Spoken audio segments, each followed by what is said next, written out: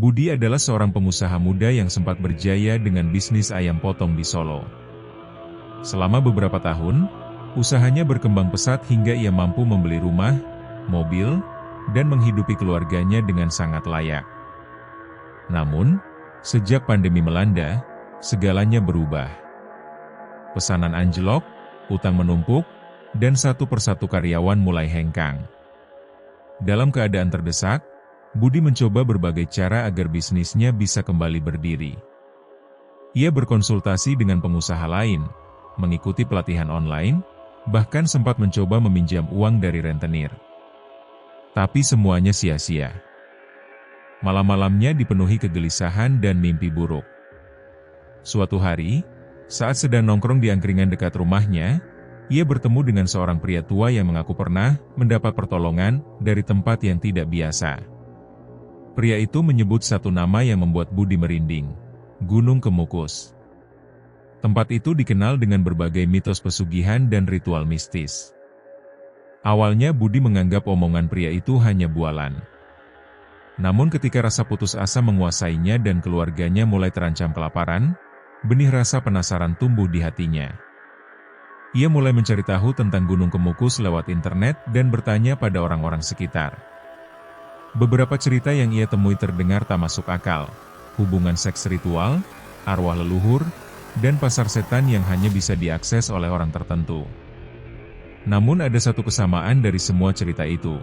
Setiap orang yang berhasil masuk ke pasar tersebut, hidupnya berubah drastis. Dengan bekal nekat dan secerca harapan terakhir, Budi memutuskan untuk pergi ke Gunung Kemukus pada malam Jumat Kliwon.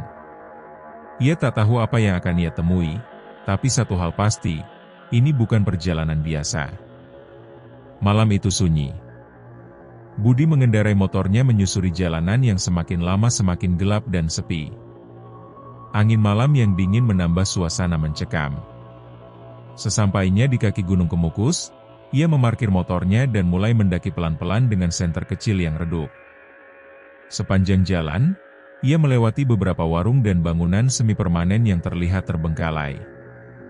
Aroma dupa dan kemenyan samar-samar tercium di udara.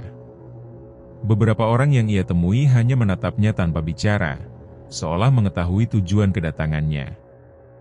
Di puncak, ia bertemu seorang penjaga tua yang duduk bersila di depan makam Pangeran Samudro. Penjaga itu hanya berkata lirih, "Kalau kau benar-benar mau, jangan hanya bawa tubuhmu, bawa juga hatimu." Ucapan itu membuat Budi bingung, tapi ia hanya mengangguk dan melanjutkan langkah. Menjelang tengah malam, ia mengikuti jejak yang konon mengarah ke lokasi pasar setan. Jalan setapak itu dipenuhi kabut dan suara aneh yang tak bisa dijelaskan. Ia merasa seolah diawasi oleh mata tak terlihat. Detak jantungnya makin cepat, tapi rasa penasaran mengalahkan rasa takut.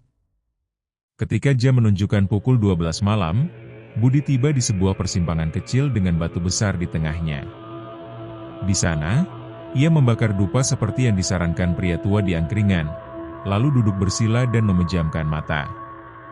Ia membaca mantra yang ditulis di secari kertas, berharap bisa masuk ke pasar gaib tersebut. Beberapa menit berlalu tanpa kejadian apapun. Tapi tiba-tiba angin berhenti berembus. Suasana hening mendadak berubah menjadi mencekam. Dan dalam gelap, Budi mulai mendengar suara gamelan, namun tak ada seorang pun yang bermain alat musik di sekitar sana. Suara gamelan yang terdengar lembut namun menyeramkan itu menghipnotis Budi. Ia membuka mata dan mendapati sekelilingnya berubah. Kabut tebal menutupi pandangan, tapi samar-samar terlihat lampu-lampu berwarna merah kekuningan seperti dari lentera kuno. Tanah di bawahnya tak lagi berumput, melainkan berupa pasir hitam berkilau. Budi bangkit dengan hati-hati dan mulai berjalan mengikuti suara gamelan. Di kejauhan, terlihat deretan tenda seperti pasar malam, namun bentuknya aneh, atapnya menjulang tinggi dan berbentuk melengkung seperti tanduk. Di dalamnya, makhluk-makhluk aneh bertransaksi, manusia berwajah babi, wanita tanpa mata, dan sosok tinggi berkulit merah. Ia mencoba mendekat salah satu tenda, dan seorang penjual dengan wajah datar menatapnya. "Apa yang kau cari di sini?" tanya makhluk itu dengan suara seperti gemericik air. Budi menjawab jujur, bahwa ia ingin kekayaan untuk menyelamatkan bisnis dan keluarganya. Makhluk itu tertawa pelan dan menyuruhnya menunggu. Beberapa saat kemudian, muncul seorang wanita cantik berpakaian kebaya merah yang memesona. Wajahnya anggun, tapi matanya berwarna hitam legam tanpa bola mata. Wanita itu memperkenalkan dirinya sebagai Nyai Pasar, penjaga sekaligus penguasa pasar gaib Gunung Kemukus. Nyai Pasar mengajak Budi masuk ke tenda utama, tempat segala perjanjian dilakukan. Di dalamnya, aroma dupa dan bunga sedap malam menusuk hidung. Di meja kayu besar, ia dikelilingi oleh bayangan-bayangan yang bergerak sendiri, seperti makhluk tak kasat mata yang sedang mengamati Budi. "Jika kau ingin kekayaan, kau harus membayar dengan sesuatu yang bernyawa," ucap Nyai Pasar. Budi terdiam. Ia tahu hidup adalah soal pilihan, tapi pilihan yang satu ini tak seperti yang lain. Namun di balik ketakutan itu, suara dari dalam dirinya justru berkata, "Lakukan saja, demi keluarga." Beberapa hari setelah kembali dari Gunung Kemukus, hidup Budi berubah drastis. Usahanya yang sempat bangkrut, tiba-tiba mendapat pesanan besar dari distributor di Jakarta. Tak hanya itu, beberapa orang yang dulu berutang padanya secara ajaib melunasi tanpa diminta. Istrinya sempat merasa aneh dengan perubahan nasib mereka yang tiba-tiba. Namun Budi menutupi semuanya dengan alasan rezeki dadakan dari investor lama. Di balik senyumnya, ia menyimpan ketakutan tentang harga yang harus ia bayar. Ia tahu, saatnya memberikan tumbal telah tiba. Suatu malam, seekor kucing hitam datang ke rumahnya tanpa sebab.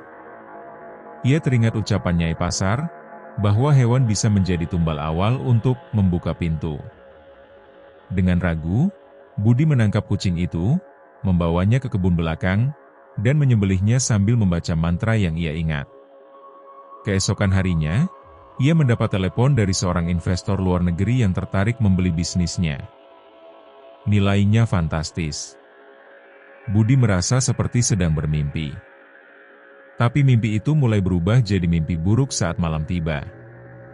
Ia mulai mendengar suara-suara aneh dari dalam rumah. Tangisan perempuan, ketukan di dinding, dan bau dupa yang muncul tiba-tiba. Anaknya yang masih kecil mulai sering sakit tanpa sebab. Istrinya sering mengigau menyebut nama Nyai, meski tak tahu apapun tentang perjanjian itu. Namun semua itu belum seberapa. Karena pada malam Jumat berikutnya, Nyai Pasar datang lagi. Kali ini bukan lewat mimpi, tapi muncul nyata di pojok kamar tidur mereka, dengan mata hitamnya menatap Budi tajam. Tumbal hewan sudah cukup untuk awal. Sekarang waktunya tumbal manusia. Budi tidak bisa tidur selama berhari-hari setelah penampakan Nyai Pasar. Wajah wanita itu terus menghantui pikirannya. Ia mulai sadar bahwa kesepakatan yang ia buat bukanlah sekadar ritual mistis, melainkan kontrak yang tak bisa dibatalkan. Nyai Pasar memberinya waktu 7 hari untuk menyerahkan tumbal manusia. Jika tidak, maka nyawanya sendiri atau anggota keluarganya yang akan diambil sebagai ganti. Pilihan itu membuat Budi terjebak dalam dilema yang tak terbayangkan. Ia mulai memikirkan orang-orang di sekitarnya yang tidak terlalu penting baginya. Mantan karyawan yang dulu menipu, atau tetangga yang sering membuat masalah. Namun semakin ia berpikir, semakin hancur nuraninya. Ia merasa menjadi monster perlahan-lahan. Di tengah kegelisahannya, ia kembali ke Gunung Kemukus untuk meminta waktu tambahan. Namun yang ia temui di sana bukan lagi pasar, melainkan makam sunyi dengan kabut tebal dan aroma kematian. Penjaga tua yang dulu menasihatinya kini tak bersuara, hanya menatapnya kosong. Budi kembali dengan tangan kosong dan rasa takut yang membesar. Hari-hari di rumah makin mencekam. Istrinya semakin sering kerasukan dan anaknya terus demam tinggi. Terkadang, rumah mereka tiba-tiba dipenuhi bau amis dan suara teriakan dari sudut-sudut gelap. Pada malam ketujuh, tepat ketika Budi hendak menyerahkan seorang gelandangan sebagai tumbal, Ia dihentikan oleh sesuatu. Bukan manusia, bukan hantu, tapi suara dari dalam hatinya yang berteriak keras. Berhenti! Ini bukan jalanmu. Teriakan batinnya membuat Budi jatuh terduduk, tubuhnya gemetar. Ia menatap pria tua yang sekarang di hadapannya, calon tumbal yang hampir ia serahkan. Pria itu justru menatapnya dengan tatapan penuh iba. Budi melepaskannya, menangis seperti anak kecil di tengah malam yang dingin. Sejak malam itu, Budi berubah. Ia mulai mencari pertolongan ke tempat-tempat spiritual, bertemu dengan kiai, pendeta, bahkan dukun putih. Semua memberikan jawaban yang sama, perjanjiannya tidak bisa diputus dengan mudah, karena sudah melewati batas. Satu-satunya jalan adalah penebusan. Budi harus menolak semua kekayaan yang datang dari pesugihan itu dan menerima hidupnya dari awal, apapun akibatnya. Itu artinya kehilangan semua yang telah ia dapatkan dalam waktu singkat. Tapi ia rela. Ia menjual aset-aset mewahnya, membayar sisa utang, dan mengaku pada istrinya tentang apa yang sebenarnya terjadi. Sang istri awalnya marah dan merasa dikhianati, tapi kemudian memilih untuk bertahan karena cinta dan anak mereka. Mereka mulai hidup sederhana di desa kecil, membuka usaha tani. Namun bayangan masa lalu tetap menghantui. Suara gamelan terkadang muncul di malam-malam sunyi, dan sesekali anak mereka masih berteriak menyebut Nyai dalam tidurnya. Namun Budi tahu, meski dosa tak bisa dihapus sepenuhnya, ia telah memilih jalan yang benar. Dan itulah awal dari perjuangan untuk melawan takdir yang sudah ia ciptakan sendiri. Walau Budi telah meninggalkan semua harta dan memilih hidup sederhana, jejak pesugihan itu masih membayangi keluarganya. Setiap malam Jumat Kliwon, suara gamelan dari kejauhan kembali terdengar. Tak seorang pun di desa itu mendengarnya, kecuali Budi dan anaknya. Anaknya yang baru berumur 6 tahun mulai sering menggambar sosok wanita berkebaya merah dengan mata hitam. Gambar itu selalu muncul tanpa diminta, seolah tangan si kecil digerakkan oleh sesuatu. Hal itu membuat istrinya semakin ketakutan dan mempertanyakan, apakah semuanya benar-benar telah usai? Suatu malam, Budi mendapati anaknya berjalan sendiri keluar rumah, menuju kebun bambu belakang. Matanya tertutup, dan tubuhnya kaku seperti orang tidur sambil berdiri. Budi langsung mengejarnya dan memeluk anaknya erat, lalu membacakan doa-doa yang diajarkan oleh kiai dari desa. Dalam pelukannya, si anak menangis dan berbisik, "Ayah, Nyai mau ajak aku ke pasar." Dia bilang ada mainan dan makanan enak. Budi langsung sadar bahwa ikatan dengan pasar setan belum sepenuhnya terputus. Nyai pasar masih menagih, dan kali ini sasarannya adalah anaknya sendiri. Dengan putus asa, Budi kembali mendatangi Gunung Kemukus untuk terakhir kali. Tapi malam itu, tempat itu tidak seperti sebelumnya. Tak ada kabut, tak ada suara gamelan, hanya sunyi dan angin dingin yang menyayat. Namun di tengah-tengah hutan, bayangan wanita berbaju merah tampak berdiri mematung. "Jika kau tak menyerahkan anakmu, maka seluruh darah keturunanmu akan terkutuk," bisik Nyai Pasar. Suaranya terdengar seperti ribuan jarum menembus telinga. Tapi Budi tidak gentar lagi. Ia membawa botol berisi air doa dari kiai dan menyiramkan langsung ke arah Nyai. Jeritan panjang menggema dari dalam hutan saat air doa itu menyentuh tubuh Nyai. Bayangan merah itu lenyap seketika, namun Budi terlempar jatuh dan pingsan di tempat. Dalam keadaan tak sadar, ia bermimpi berada di tengah pasar setan, tapi kali ini ia bukan pembeli, melainkan tawanan. Ratusan makhluk menyerupai manusia dengan wajah rusak dan badan berbalut kain kafan mengelilinginya. Mereka berseru dengan suara menggema, "Kau ingkar janji.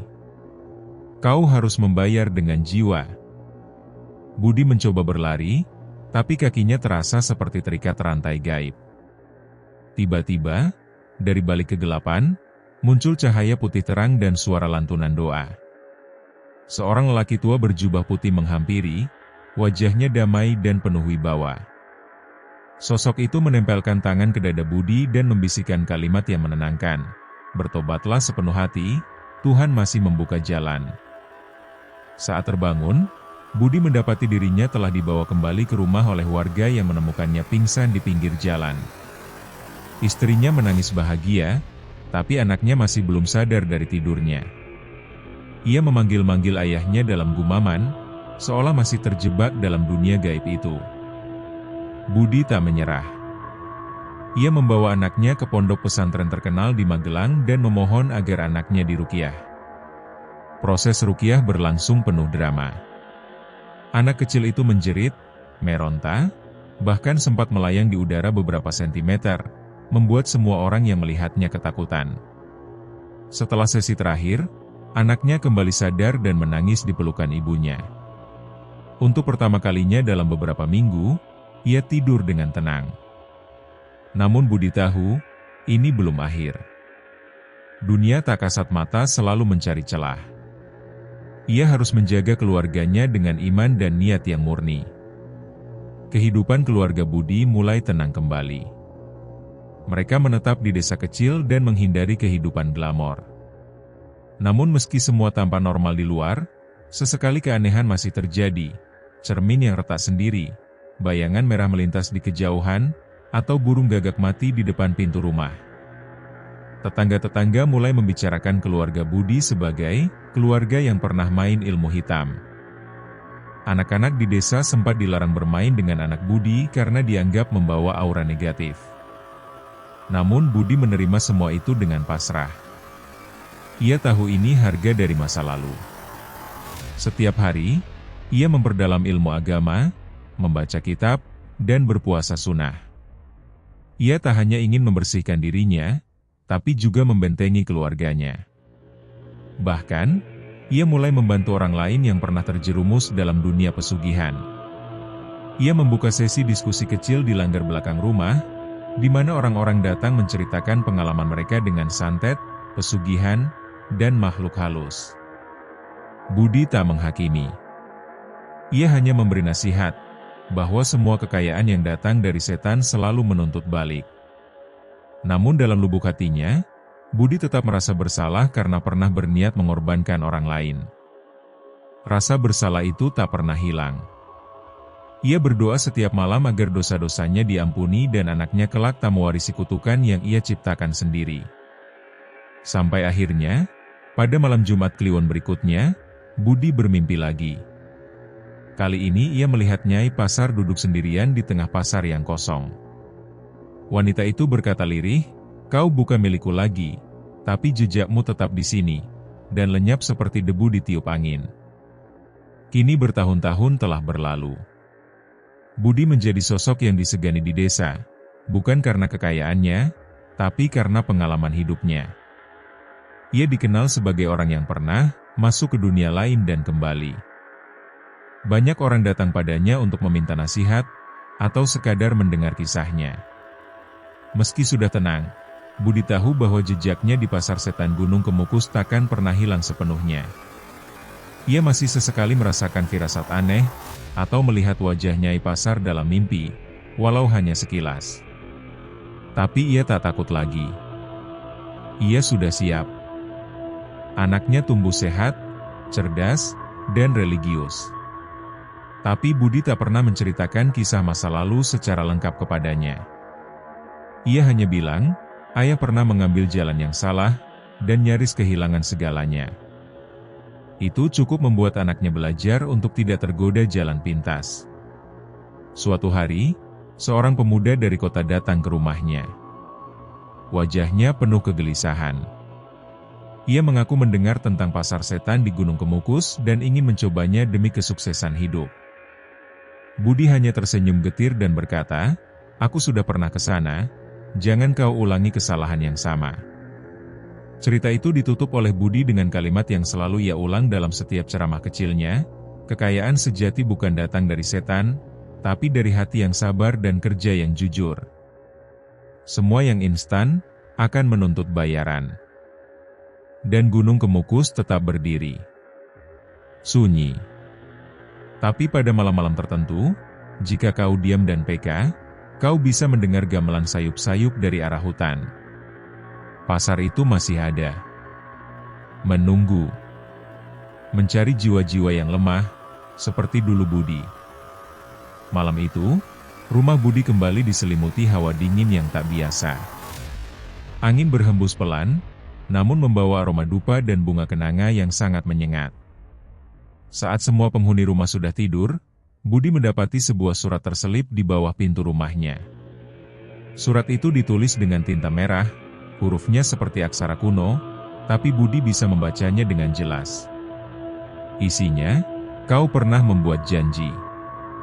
Pasar tidak pernah benar-benar melupakan pelanggannya. Surat itu membuat tubuh Budi gemetar. Sudah bertahun-tahun, tapi ternyata mereka masih mengamatinya. Keesokan harinya, beberapa ternak warga mati secara misterius. Tidak ada luka, tidak ada darah. Hanya tubuh yang kaku dan mata yang membelalak. Warga mulai mengaitkan kejadian itu dengan Budi. Desas-desus lama tentang masa lalunya muncul kembali, membuat keluarganya dikucilkan. Budi tak tinggal diam. Ia mencari pertolongan ke pesantren besar di Jawa Timur, tempat para ahli ruqyah dan pengamal spiritual berkumpul. Ia menceritakan semuanya dan memohon bantuan. Para ustaz yang mendengarkan kisahnya tercengang, karena tidak banyak orang yang bisa lolos dari pasar setan. Mereka sepakat untuk membantu Budi, tapi mereka juga memperingatkan bahwa ikatan antara manusia dan dunia pesugihan tak semudah itu putus. Ritual pemutusan harus dilakukan di tempat awal ikatan terjadi, di Gunung Kemukus, saat bulan mati. Dan malam itu akan segera datang. Dengan ditemani 3 ustaz dan 1 pembantu spiritual, Budi kembali menapaki jalur menuju Gunung Kemukus. Kali ini ia datang bukan untuk meminta, tapi untuk memutus. Ia membawa air zam-zam, tasbih, dan segenggam tanah dari makam wali sebagai simbol perlindungan. Sepanjang perjalanan, mereka mengalami gangguan aneh. Mobil mogok di tengah hutan tanpa sebab, kabut turun secara tiba-tiba, dan suara-suara perempuan menangis menyelimuti jalan. Salah satu ustaz sempat pingsan karena tubuhnya mendadak sangat panas. Namun Budi terus memimpin, dengan doa yang tak putus dari mulutnya. Ia merasa harus menyelesaikan ini sendiri. Ia tahu bahwa semakin dekat ke pusat pasar, semakin besar tarikan gaib yang bisa membuatnya kembali terikat. Sampai di tempat itu, mereka menggelar tikar dan memulai zikir. Suasana menjadi sangat berat, udara seperti membeku. Tiba-tiba dari balik kabut muncul bayangan Nyai Pasar. Kali ini wajahnya lebih menyeramkan, penuh luka dan darah menetes dari matanya. "Kenapa kau kembali?" tanya Nyai dengan suara menggema. Budi berdiri, memandang matanya, dan menjawab lantang, "Aku datang untuk memutus semua janji. Aku tak ingin hidup dalam kutukanmu lagi." Jawaban itu mengguncang bumi. Gemuruh terdengar, dan tanah seperti bergerak. Ritual pemutusan dimulai. Doa-doa dilantunkan, air suci dipercikkan ke sekeliling. Nyai Pasar meraung kesakitan dan sosok-sosok pasar mulai lenyap satu persatu. Tapi belum selesai, karena ada harga yang harus dibayar untuk memutus ikatan itu. Dalam pusaran kabut dan nyala api gaib yang bermunculan, sosok Nyai Pasar mengulurkan tangan ke arah Budi. "Jika kau benar-benar ingin bebas, serahkan sesuatu yang paling kau cintai," ucapnya sambil melayang di udara. Budi terdiam. Ia tahu yang dimaksud adalah anaknya. Tapi ia tidak akan menyerahkan darah dagingnya demi kebebasan pribadi. Ia menengadah dan berkata, "Ambil aku saja. Biarkan anak dan istriku hidup tanpa bayang-bayang sepertiku." Tiba-tiba, tubuh Budi terangkat ke udara. Darah menetes dari mulutnya, dan ia merasa seperti sedang ditarik keluar dari tubuhnya. Salah satu ustaz memeluk kakinya sambil membaca ayat kursi keras-keras, mencoba menahannya agar tidak terbawa. Pertarungan berlangsung dalam 2 dunia, dunia fisik yang penuh kabut, dan dunia gaib tempat nyawa Budi ditarik. Tapi kekuatan doa, keikhlasan, dan keberanian membuat perisai cahaya mengelilingi tubuh Budi. Nyai Pasar menjerit, tubuhnya meledak menjadi serpihan cahaya merah. Seketika, hutan kembali tenang. Angin berhenti. Kabut menghilang. Para ustaz jatuh tersungkur, kelelahan luar biasa. Budi terkapar di tanah, tubuhnya dingin, tapi jiwanya masih bertahan. Ia membuka mata dan menatap langit malam dengan air mata haru. Ikatan itu telah putus. Tapi bekasnya akan selalu ada. Seperti bekas luka yang tak bisa hilang, hanya bisa diterima. Setelah ritual di Gunung Kemukus, kehidupan Budi berubah. Masyarakat mulai menerimanya kembali, apalagi setelah para ustaz membenarkan bahwa ia sudah bersih. Namun trauma tetap menghantui. Setiap malam Jumat, ia tetap terbangun dengan keringat dingin. Anaknya kini sudah sekolah di pesantren. Istrinya menjadi guru ngaji. Rumah mereka dipenuhi kegiatan ibadah, sebagai bentuk pengabdian kepada Tuhan dan penebusan atas dosa masa lalu. Tapi Budi tahu, kisahnya tak boleh berhenti di sini. Ia mulai menulis buku tentang pengalamannya. Bukan untuk mencari sensasi, tapi sebagai peringatan. Buku itu ia beri judul, Pasar Setan di Gunung Kemukus, Kisah Nyata dari Dunia Gelap Pesugihan. Buku itu menjadi pembicaraan di kalangan spiritual dan mistik. Beberapa orang mencoba membantah kisahnya, menganggap itu sekadar dongeng modern. Tapi banyak pula yang justru mengaku memiliki pengalaman serupa. Budi mulai mengadakan seminar kecil-kecilan tentang bahaya pesugihan dan godaan harta instan. Ia sadar, banyak orang di luar sana yang masih terjebak seperti dirinya dulu. Mereka hanya butuh seseorang yang bersuara dan memberi arah. Dan Budi memilih menjadi suara itu, meski ia sadar, bayangan Nyai Pasar mungkin masih mengintai di tempat yang tak terlihat. Gunung Kemukus kini menjadi objek wisata spiritual. Tapi bagi Budi, itu adalah tempat di mana dunia manusia dan dunia gaib bertemu. Tempat penuh rahasia dan bahaya yang tidak boleh disepelekan. Beberapa tahun kemudian, anak Budi yang telah tumbuh remaja mulai bertanya tentang masa lalu keluarganya. Ia menemukan catatan harian ayahnya dan membaca kisah-kisah yang menyeramkan itu. Ia ingin tahu, apakah benar pasar setan itu nyata? Budi mengajak anaknya duduk di bawah pohon mangga di belakang rumah.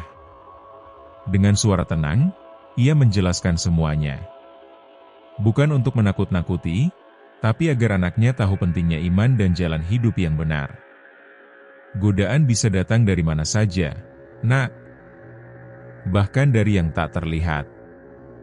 Anaknya menangis dan memeluk ayahnya. Ia bersumpah akan menjalani hidup dengan jujur dan tidak pernah tergoda jalan pintas. Budi merasa lega, seolah beban bertahun-tahun akhirnya mulai terangkat. Namun malamnya, anak itu bermimpi aneh. Ia berada di pasar dengan cahaya merah, dan seorang wanita berbaju kebaya merah tersenyum kepadanya. Ia bangun dengan tubuh basah oleh keringat, tapi ia tidak takut. Ia hanya membaca doa dan tidur kembali. Budi menyadari bahwa jejak itu memang takkan pernah sepenuhnya hilang.